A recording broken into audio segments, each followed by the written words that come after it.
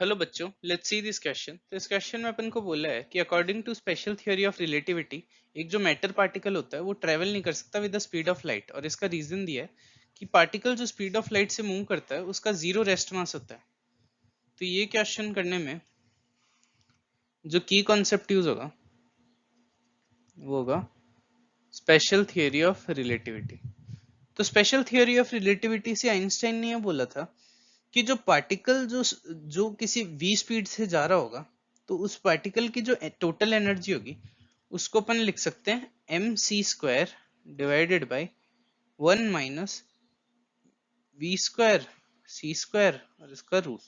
ये आइंस्टीन ने बोला था स्पेशल थ्योरी ऑफ रिलेटिविटी के अंदर।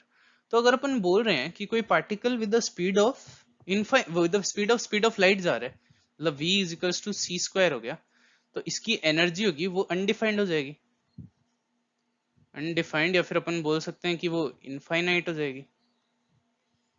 अगर इसकी एनर्जी इनफाइनाइट होगी, क्योंकि ये रूट में देखो ये डिवाइड में है, इसकी एनर्जी इनफाइनाइट होगी, तो E is equals to M C square से अपन बोल सकते हैं कि अगर एनर्जी इनफाइनाइट है तो मास भी इनफाइनाइट हो जाएगा। तो according to special theory relativity a matter particle can not travel with speed of light, नहीं कर सकता, क्योंकि अगर कोई पार्टिकल स्पीड ऑफ लाइट से ट्रेवल कर रहा होगा तो उसके हिसाब से मतलब उसका रेस्ट मास जो होगा वो होगा इनफाइनाइट। इसका रीजन क्या दिया है, a particle moving at speed of light has zero rest mass. ये इनकरेक्ट है, क्योंकि उसका रेस्ट मास इनफाइनाइट होगा, जीरो नहीं। तो इसका करेक्ट ऑप्शन हो जाएगा C. So the final answer is 3। Hope you understand it well. Best of luck.